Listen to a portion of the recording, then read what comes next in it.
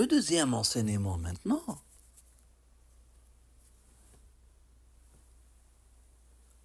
vous allez être surpris de trouver que c'est la même personne.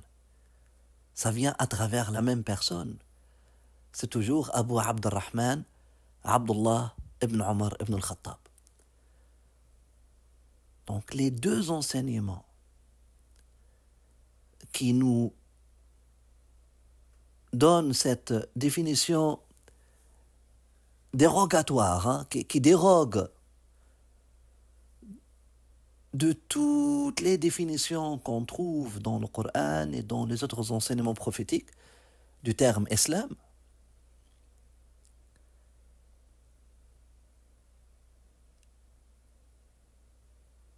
il n'y a pas d'autres enseignements, il n'y a que ces deux enseignements-là qui déroguent. Viennent les deux, une seule personne qui s'appelle Abdullah, fils de Omar ibn al-Khattab. Il n'y a pas une autre personne que lui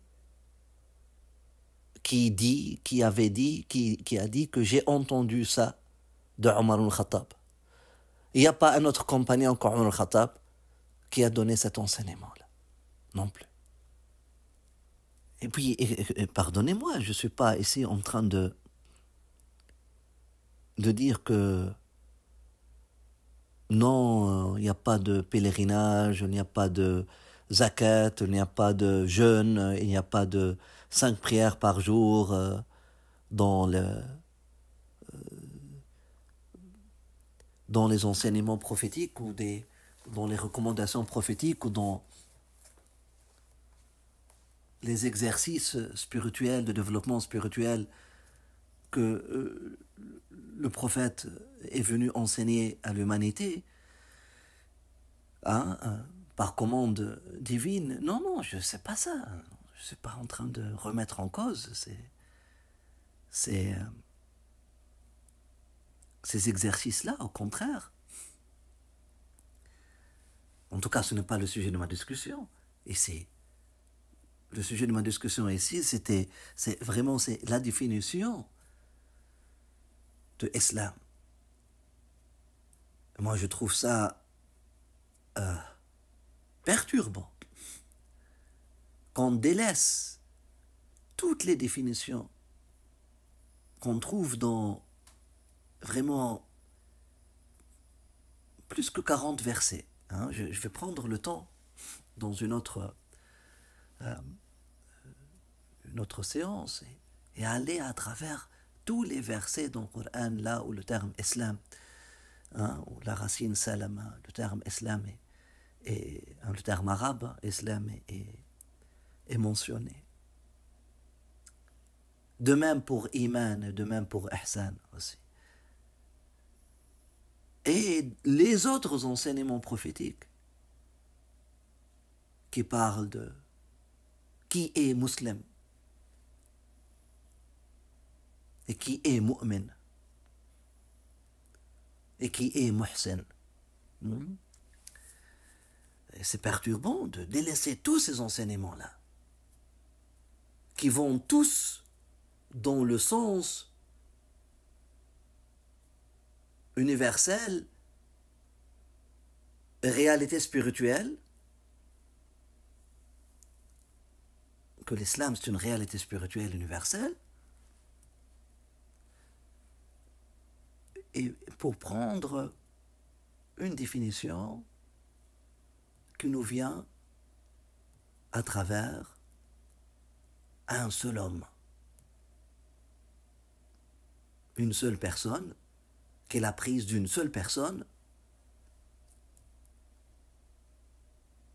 qui aurait entendu le prophète dire ça.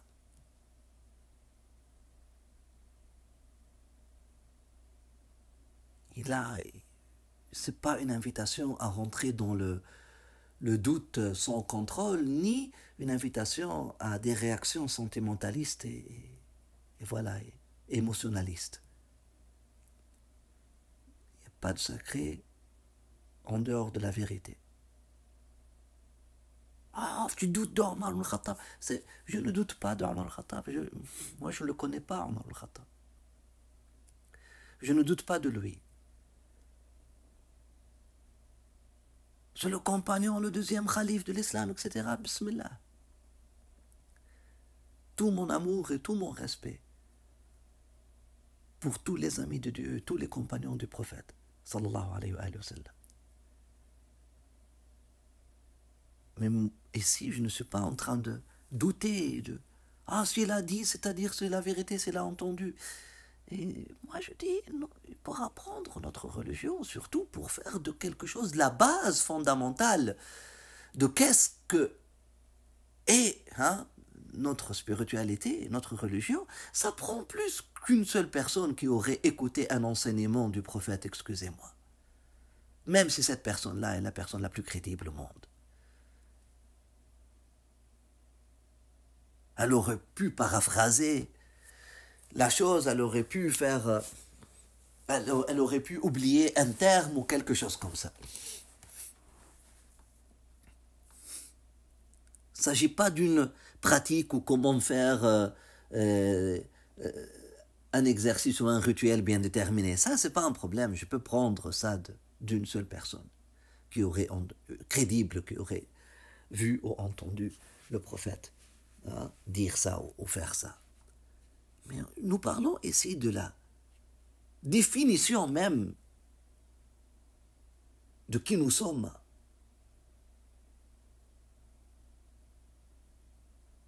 La raison d'être même du message prophétique.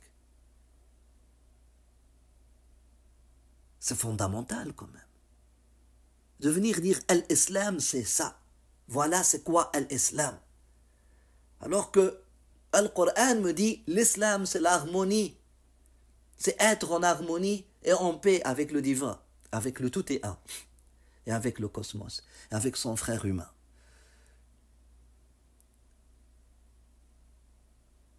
Et toi, tu me viens avec cet enseignement qui me dit l'islam, c'est faire ça, c'est dire ça, et faire ça, faire ça, faire ça, et faire ça si tu peux. C'est dire et faire.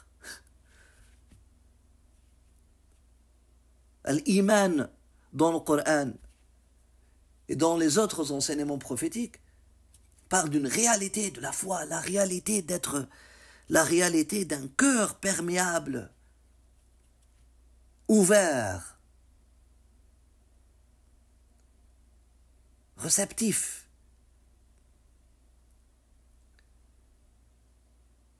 À la lumière divine.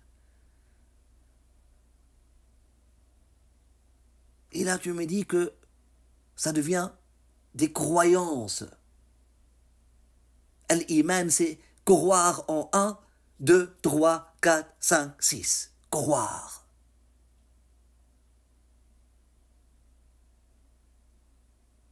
Vous vous rendez compte, croire. Alors que dans le Coran, ça ne parle pas de croire du tout.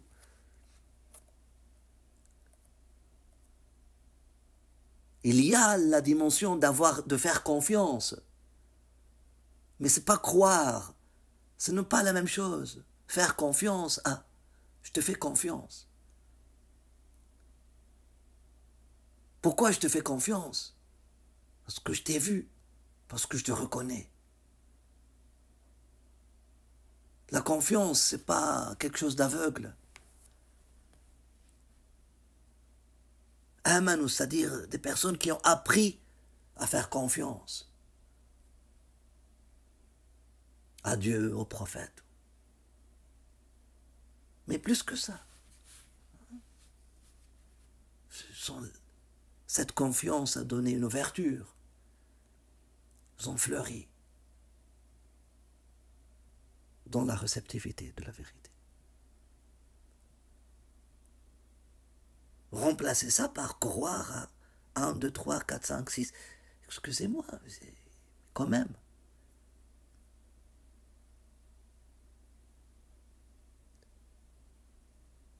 Ihsan qui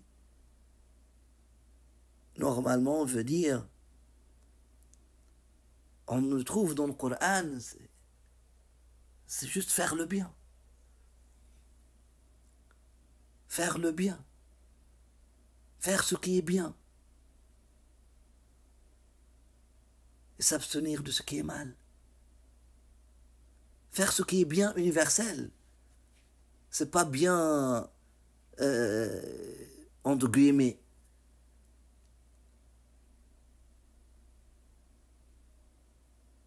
Comme prier, jeûner le mois de Ramadan, c'est bien pour les musulmans, ça. Vous voyez? Mais un bien universel, aider son voisin, c'est bien dans toutes les cultures. Donner la main à une personne dans le besoin, c'est bien dans toutes les... C'est ça le bien.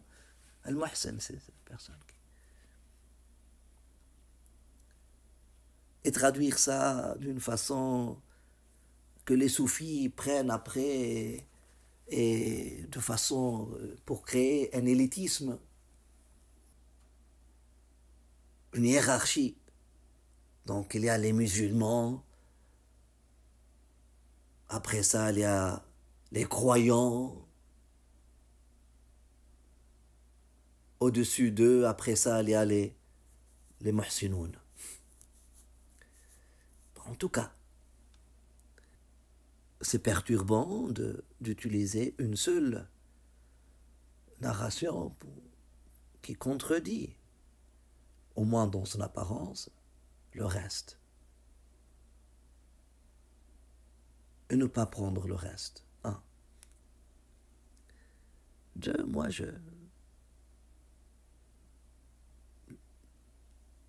Mon approche, elle est réconciliatrice. Et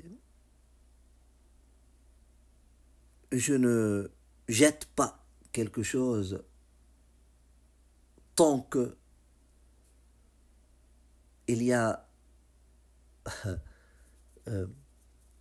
quelque chose qui se mange dedans. Je ne jette pas une pomme, même si elle est pourrie à 80%. S'il y a 20%, je le garde. Je ne jette pas. Je ne rejette pas une personne tant que... Je ne rejette pas. Tant qu'il y a une seule page, une seule possibilité, une seule, je ne rejette pas. Et donc mon approche, elle est comme ça avec tout.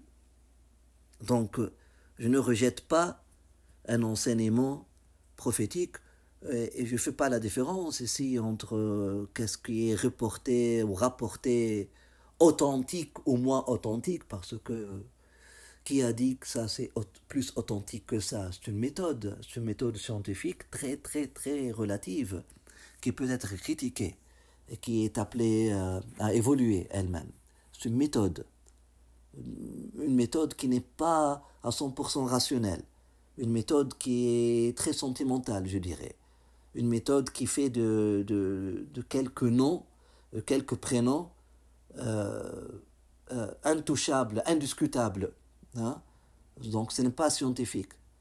Ce n'est pas une méthode qui dit, par exemple, que si 10 personnes qui n'existaient pas au même endroit, etc., ont rapporté le même enseignement qu'ils avaient entendu le prophète dire ça, donc là, oui.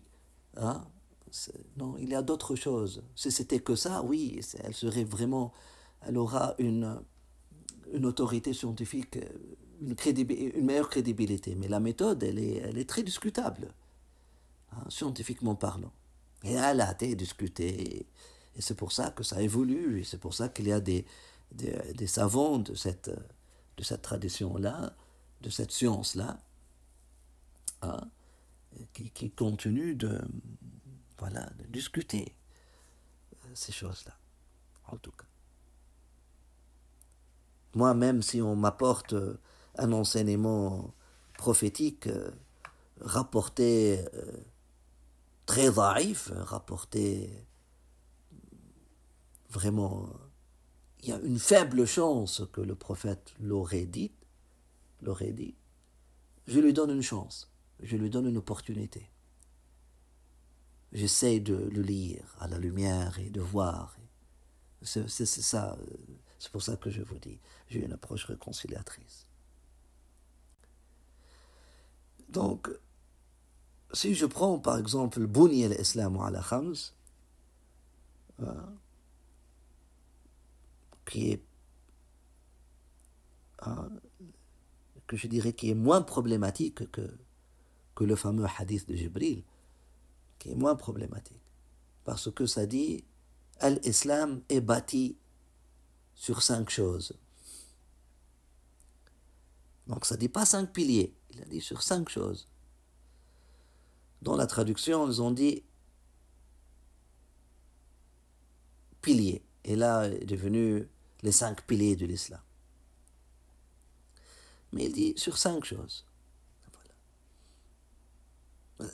On peut dire piliers, c'est pas un problème. Mais ça dit l'islam est bâti sur 5 choses. Ça veut dire quoi? Ça voudrait dire quoi? Si j'accepte, si j'entends le prophète, le même enseignant, le même sage, le même guide spirituel, le même enseignant, qui dit que al-muslim, c'est la personne dont l'humanité se trouve en sécurité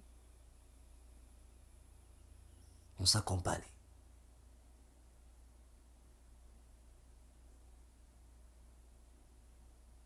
Que les gens ne redoutent pas ou ne risquent pas ou n'ont pas peur du mal que puisse apporter sa langue, ses paroles ou ses actions. Voilà la définition. Le même enseignant qui a dit ça me dit l'islam est bâti,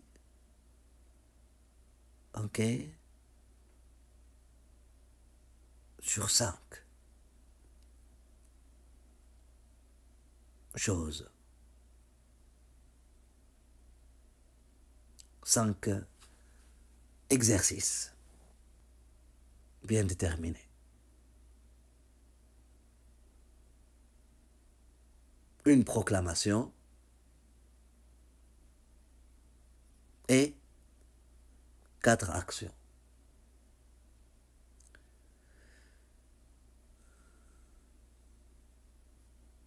Je dirais que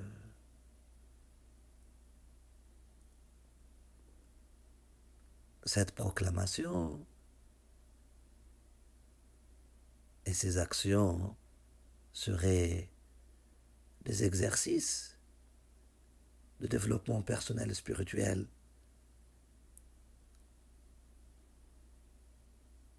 qui peuvent aider la personne à construire l'édifice de sa personnalité saine. Voilà, des piliers. Un pilier central, au centre de tout,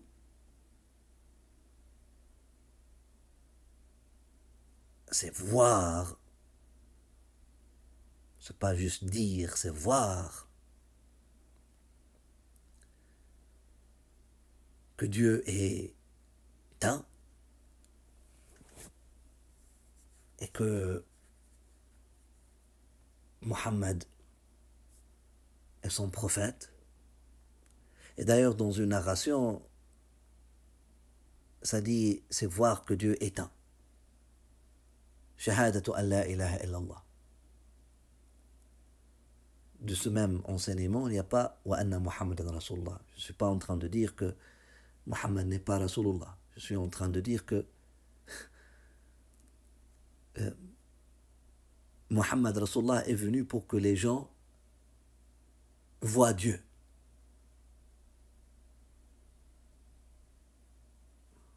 Bien sûr, Si tu vois Dieu, tu vas voir les hommes de Dieu. Si tu les rencontres, si tu arrives à les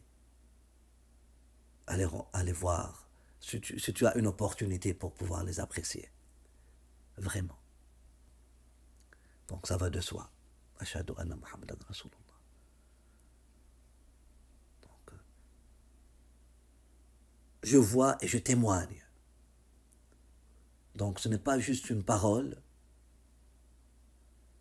c'est le pilier central. Je suis là pour être témoin que Dieu est un. Témoin de l'universel. Ah oui. Le pilier central, autour le pôle central, hein, parce que lorsqu'on parle de 5 piliers, c'est une image. Hein, il faut avoir un pilier central et 4 piliers autour, comme la tente, et comme les anciennes maisons. À Hadramaut, à Hijaz, c'était comme ça. Les anciennes bâtisses, c'était toujours comme ça. Il y a un pilier au centre et 4 piliers autour. Les 4 piliers autour sont des exercices spirituels, seraient des exercices spirituels qui nous aident à exprimer et cultiver cette vérité ou cette volonté d'être témoin du un pour le un, de manifester la réalité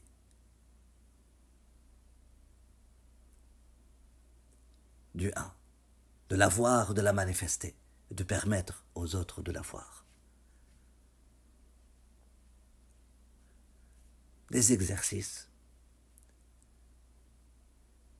D'ailleurs, ça dit iqam al-salat. Ça ne dit pas faire les 5 prières. Ça dit iqam al-salat. Bien sûr, l'exercice de 5 prières par jour, de 5 prières méditatives par jour, fait partie de iqamat al-salat. Le but, c'est iqamat al-salat.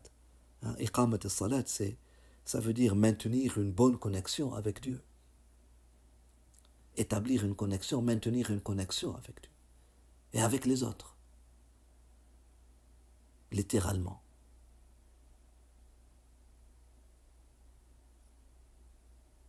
Se maintenir les liens, ça. Se maintenir les bonnes connexions. Ne pas couper. Se couper de Dieu. Ou se couper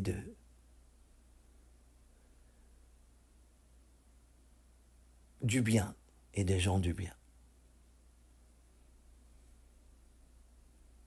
Honorer les relations et honorer les liens, ça fait partie de iqamat al-salat, littéralement parlant.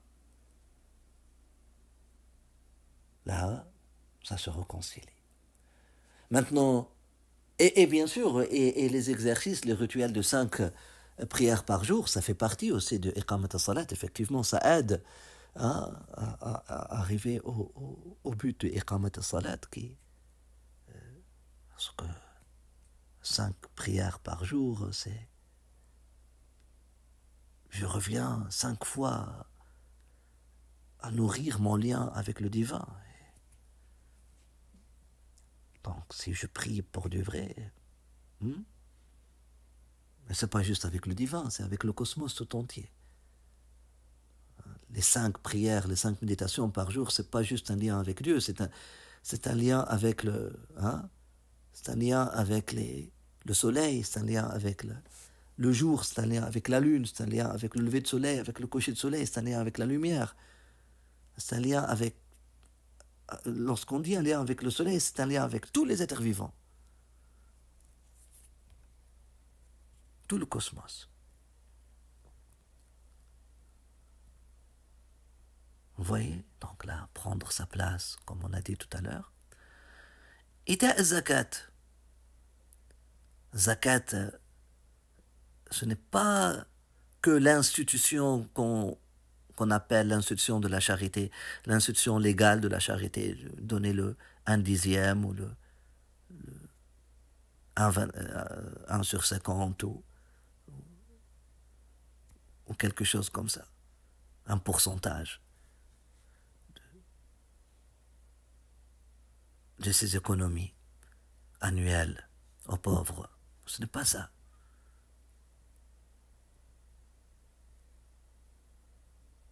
Nous avons donné dans un enseignement de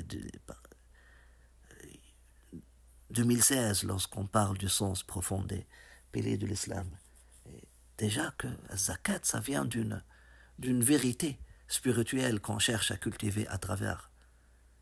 Même le partage de ce pourcentage des économies annuelles, il n'est pas le but en soi. C'est un exercice. C'est une façon d'exprimer et de cultiver az-zakat. C'est quoi az-zakat? Ita az-zakat. C'est quoi zakat? Zakat, littéralement, ça veut dire le développement et la purification.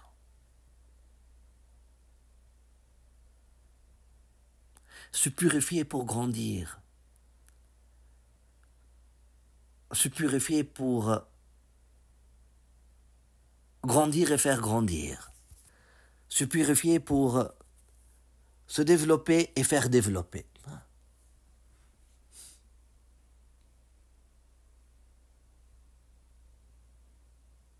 Développement spirituel, mais aussi développement économique.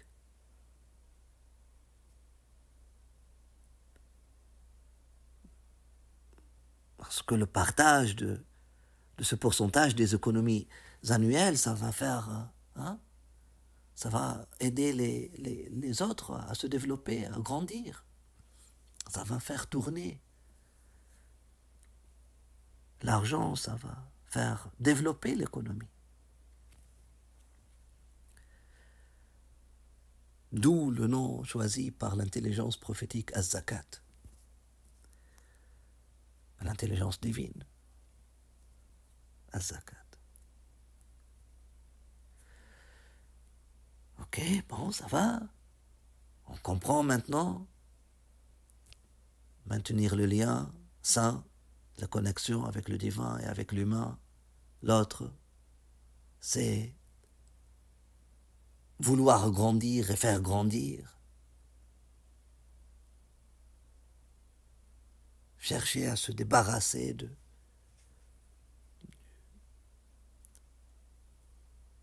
son égoïsme. C'est un manque de maturité, l'égoïsme. Voilà.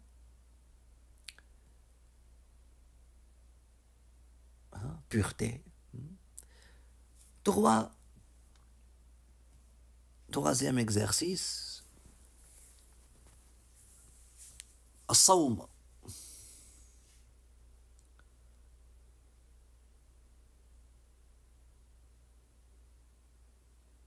On peut même se contenter de la définition légale, as-sawm Ramadan, c'est-à-dire le jeûne du mois de Ramadan, ou l'observation du mois de Ramadan. Oui, c'est un rituel, un exercice, dont le but est particulièrement de nous rappeler de la sacralité de l'être humain.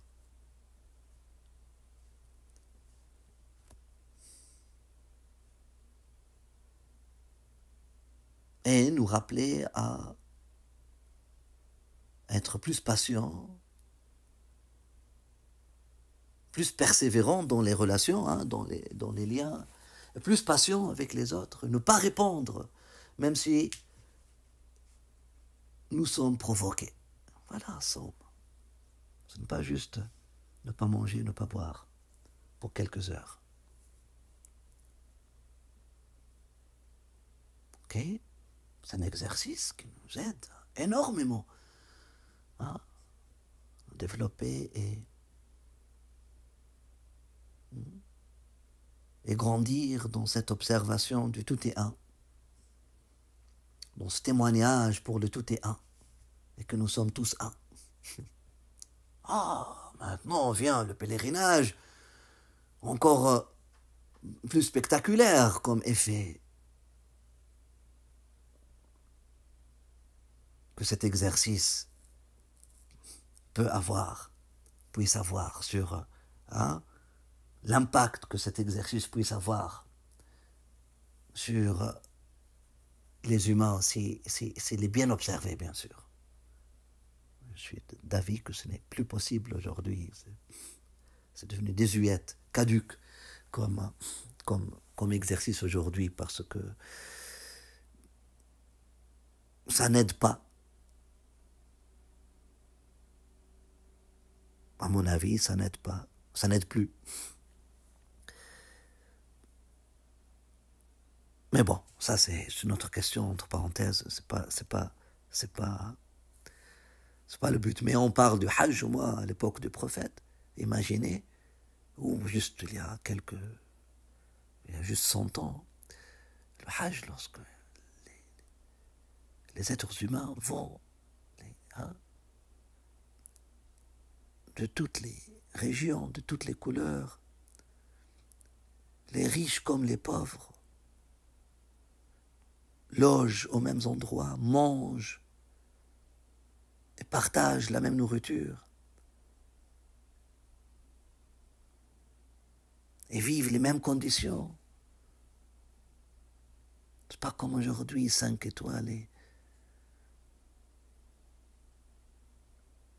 on voit la hiérarchie encore plus prononcée.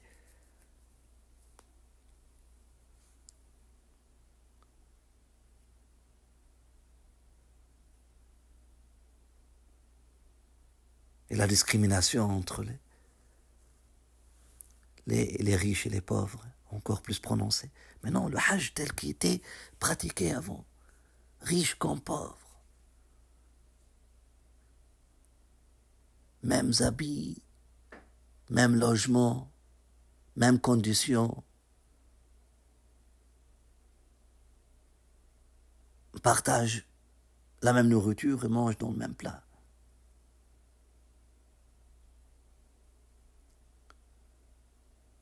C'est un appel spectaculaire à la sacralité de l'être humain, que nous sommes un, que nous sommes frères et sœurs. C'est un appel à l'origine, c'est un rappel que nous venons d'une seule maison. On revient à la maison ancestrale. Nous sommes tous des frères et sœurs. On revient à la première maison de Adam et de Hawa. Le premier papa et la première maman. On revient au premier temple, à la première maison. On revient pour boire tous de la première source.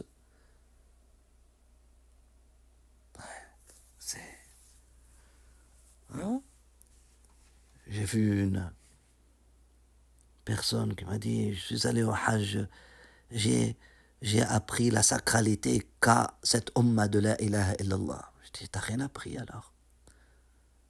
Parce que le Hajj, c'est pas pour apprendre la sacralité de cette umma de la ilaha illallah, c'est-à-dire les musulmans, que les musulmans ont quelque chose de spécial et qu'ils ont été choisis. C'est parce que c'est ça dans la publication de la sœur. Elle dit, ok, voilà, je vois que lorsqu'on va au Hajj, on voit bien que les musulmans étaient choisis. Il y a quelque chose. Subhanallah. Ce sentimentalisme peut-être peut te laisser dire des choses comme ça, moi, non? Mais le Hajj, s'il est bien vécu, il va te rappeler la sacralité de l'être humain. Pas seulement des adeptes de ta religion. De l'être humain.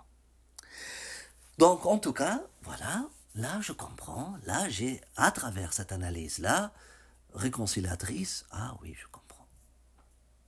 Je peux accepter cet enseignement comme étant un enseignement possiblement venant du prophète, que l'islam, en tant que réalité et manifestation spirituelle en tant que art de vivre et façon d'être harmonieux ou en harmonie et en paix avec le tout et un, hein, entre guillemets Dieu et le cosmos et tous les humains. Ok. On peut le concevoir comme un édifice, cette personnalité-là, de témoin du divin. On peut l'apercevoir comme un édifice construit sur 5 piliers, comme pilier central, le témoignage, être témoin. C'est ça le pilier central, c'est être témoin de la vérité et pour la vérité. Et il y a 4 exercices qui renforcent ce pilier central et qui aident ce pilier central à rester, hein, être maintenu en place. Et qui dépendent aussi en même temps, hein, de ce pilier central. Sinon, tout le bâtiment tombe. Voilà. Ces 4 exercices-là.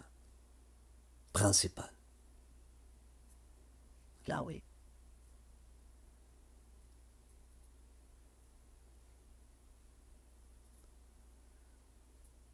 Bon. Pour l'autre fameux hadith qu'on appelle hadith de Jibril, bon, on a expliqué la première partie parce que c'est presque la première, c'est la même chose. Sauf que dans le hadith de Jibril, il ne dit pas l'islam est construit sur, il dit l'islam ou c'est, ce qui est plus problématique. L'islam c'est dire ça et faire 1, 2, 3, 4. Donc oui.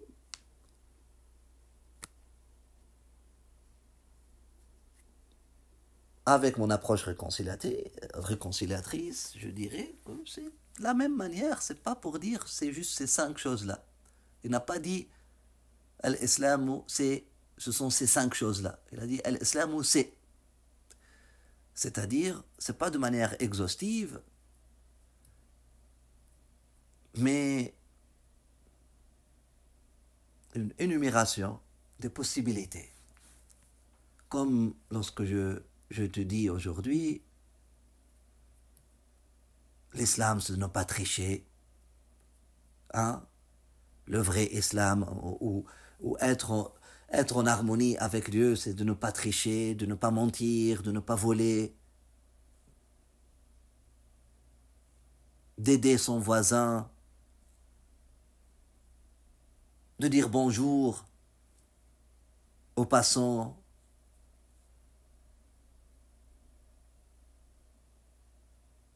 donner un bisou, poser un bisou sur le front de sa maman, dire merci à son époux, à son épouse lorsque elle lui pose un plat devant, donner un pourboire et au moins apprécier avec un beau sourire le serveur qui me met l'assiette sur la table, lui dire merci beaucoup. Voilà. Je suis en train d'énumérer des choses. Hein? Je ne suis pas en train de dire c'est juste ça, quoi.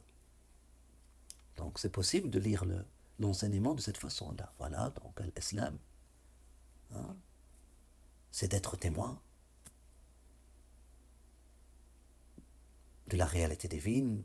L'islam, c'est prier à l'heure et célébrer ces 5 prières, méditations, ou encore honorer ses liens. L'islam, c'est partager. L'islam, c'est se donner sincèrement l'opportunité et s'adonner sincèrement à l'exercice de l'abstinence consciente, de la sobriété heureuse, hein, as-sawm, sur, hein, notamment le mois de Ramadan, une fois par année, vraiment respecter cet exercice et rentrer dans cette école du mois de Ramadan et l'accueillir comme une opportunité de développement. L'islam, c'est visiter, honorer la maison ancestrale,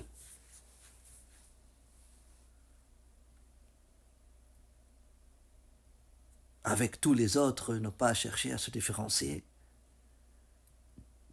par la couleur de ses, à travers la couleur de son habit ou la beauté de sa monture ou le confort de son hébergement.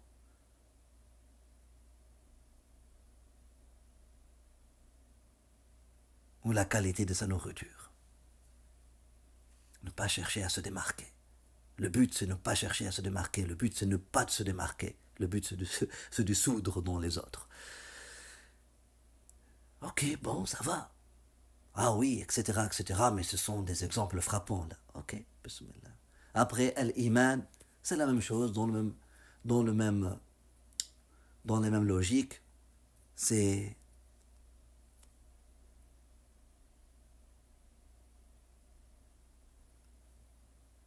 faire confiance à Dieu. Faire confiance, un tu'mina, hein, c'est faire confiance, pas croire. Faire confiance à Dieu, faire confiance aux prophètes et aux messagers, faire confiance aux messages qu'ils ont apportés, faire confiance aux anges. Ah, oui, c'est-à-dire à ses inspirations, aux inspirations. C'est pas croire qu'il y a des anges qui existent. Non. C'est l'effet qui est cherché. Faire confiance aux anges.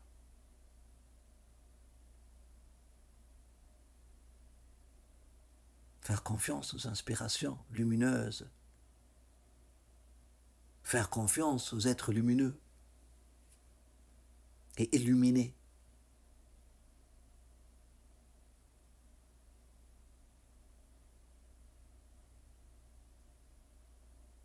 Qui sont là pour nous assister, nous donner un coup de pouce, nous aider dans notre cheminement.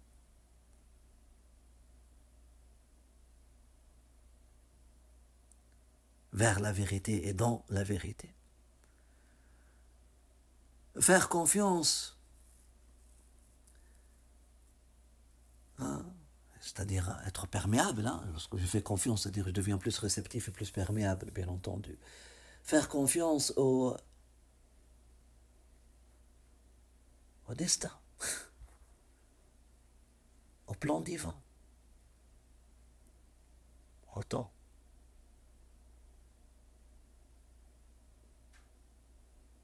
Au plan divin. Tout vient de Dieu. Faire confiance au plan divin. Al-Qada wa al-Qadar.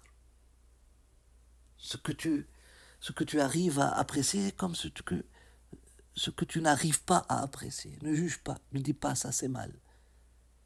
Tu ne sais pas. Faire confiance et accepter.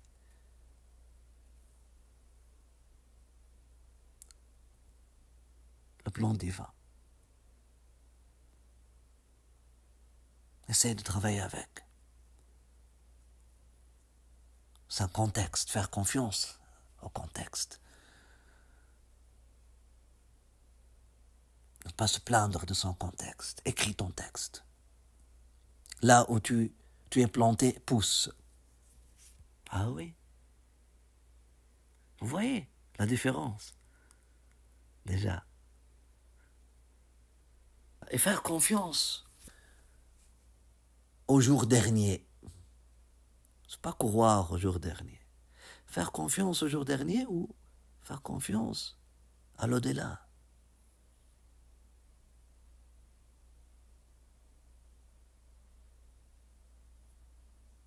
ne pas être aliéné de la vérité, de l'au-delà, de la dimension supérieure d'existence.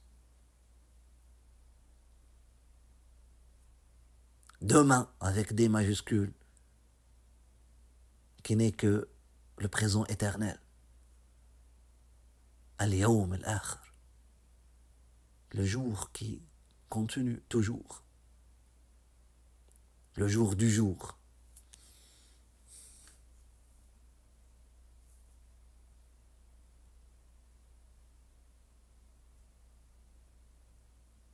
Faire confiance à la justice divine qui va se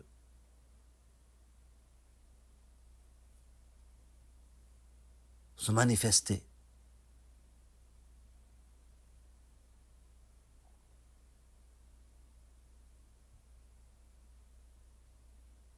Au beau jour, aux yeux de tout le monde, ce jour-là. Ok. Maintenant, pour et ce n'est pas, et pas que ça. Et une énumération, mais ça, ce sont les choses, les exemples les plus frappants. Après, selon moi, le prophète aurait pu continuer parce qu'il n'a pas dit 6. Il a donné des choses, il aurait pu continuer après ça. Comme dans l'autre enseignement, il a dit faire confiance à son voisin. Ou être une personne de confiance. Être une personne de confiance. Je peux énumérer.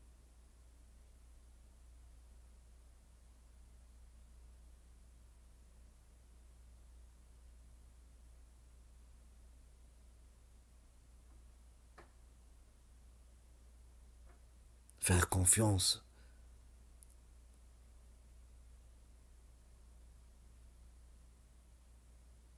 Et faire confiance, c'est pas faire confiance aveugle. Hein. Non, développer une confiance. La confiance, c'est une zone de vie. Apprendre à faire confiance. On peut, tout ce que j'ai dit tout à l'heure, on peut ajouter le mot apprendre à faire confiance. Apprendre à faire confiance. Voilà. C'est apprendre à faire confiance à Dieu. Apprendre à faire confiance au message. Apprendre à faire confiance au message. C'est apprendre à faire confiance. Ça ne veut pas dire croire. C'est apprendre à faire confiance. Comment j'apprends à faire confiance à quelqu'un? Lorsque j'essaye, qu'est-ce que ça me propose? Je vois le résultat, le fruit. Après. Bon. 3. Al-ihsan. أن تعبد الله كأنك تراه. Et là,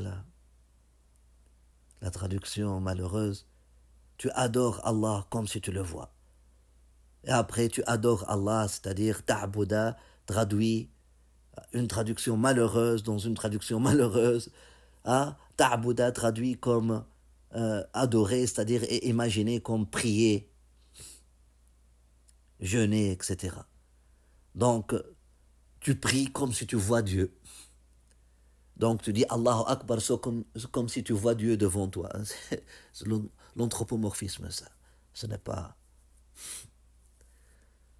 Ça ne peut pas être un enseignement prophétique.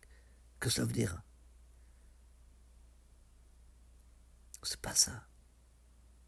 Ça ne peut pas être ça. Ta'bouda, ça ne veut pas dire adorer. Dans ce sens-là. L'ibada, c'est-à-dire exercer, exprimer et développer et exercer son appartenance à Dieu, sa ubudiyya, cheminer vers Dieu, prendre le chemin de Dieu, comme si tu le vois.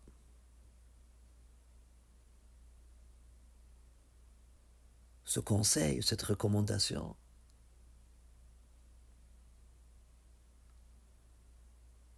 je peux la paraphraser. Vois Dieu en tous. Voilà. Là, on comprend pourquoi ça serait quelque chose de supérieur.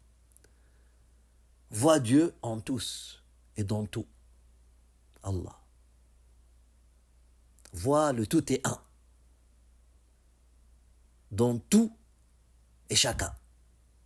En tout et chacun. Vois et observe le tout et un dans tout et en chacun. Et en tout et chacun. Voilà. En tous et chacun. En toute chose, en tout et chacun. Et là, oui, tu chemines vers Dieu comme si tu le vois. Parce que cheminer en pleine conscience et confiance que le tout est un te voit et t'observe. Ce n'est pas dans la peur que je suis surveillé. Donc il faut que je fasse attention que je suis surveillé. La conscience que Dieu me voit, c'est pas, me donne pas, ne doit pas résulter en peur. C'est une conscience. Je suis conscient. Que le tout est un m'observe, c'est-à-dire que chaque parole que je prononce, chaque action que je fais, elle a un impact sur tous, sur toute chose. Parce que tout est un.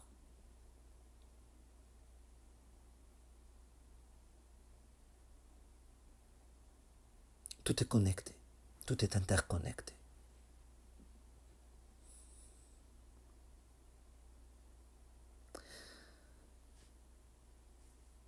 Voilà. Et la conscience que Dieu m'observe me donne foi, me donne courage.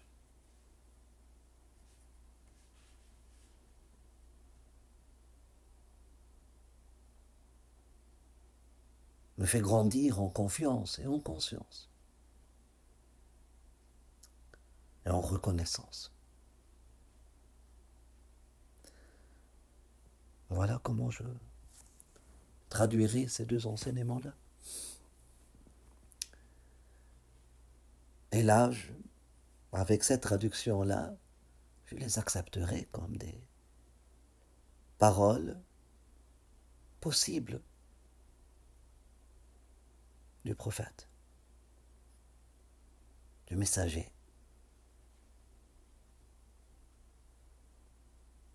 qui doit être cohérent avec soi-même. Vous voyez? Voilà. Lorsque je trouve la cohérence, maintenant c'est cohérent. Ainsi t'expliquer, ainsi dit, t'est expliqué, c'est cohérent. Donc je n'ai pas besoin de le rejeter. Pourquoi je rejette quelque chose de cohérent, un enseignement cohérent? Vous voyez ma démarche? Voilà.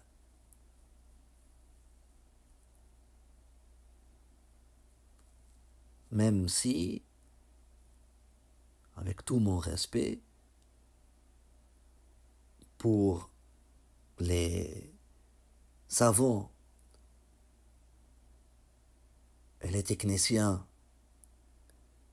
de Sana'at al-Hadith, hein, les techniciens de l'authentification des paroles prophétiques, hein, du jugement, hein, de l'appréciation et du jugement, cette parole-là, elle est très authentique, cette parole-là, elle est moins authentique. Selon la méthode que j'utiliserai, qui ne fait pas d'un nom, d'un prénom,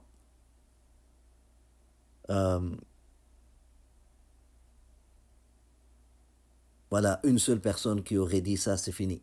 Non. Parce qu'une seule personne, même la personne la plus crédible, elle peut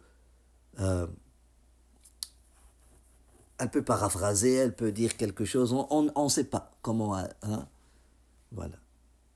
Surtout si une seule personne a entendu d'une autre seule personne. Oh. Et même la personne qui a entendu ça de Abdullah ibn Omar, c'est une seule autre personne. Ok, donc ça se repose. Donc une seule personne qui a entendu ça, d'une seule personne qui a entendu ça, d'une seule personne qui dit avoir entendu le prophète dire ça en public. Vous voyez un peu, scientifiquement parlant, moi, cette tradition-là, les deux traditions, comme de Buni al-Islam wa ala khams, comme de est apparu l'homme, shadid al-thiyab, etc., etc., ça devient dhaif. Selon la technique que j'utiliserai, la méthode que j'appliquerai, ces deux hadiths-là seront dhaif, c'est-à-dire beaucoup moins authentiques qu'un autre enseignement. Vous voyez?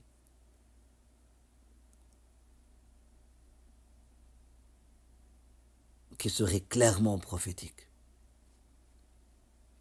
Même si, selon la technique des techniciens, ils l'ont jugé moins authentique. Vous voyez? Comme Man arafa nafsah faqad arafa rabbah. Celui qui se connaît son Seigneur, connaît son Rabb. Par exemple, qu'on ne trouve pas dans les paroles authentiques du prophète, mais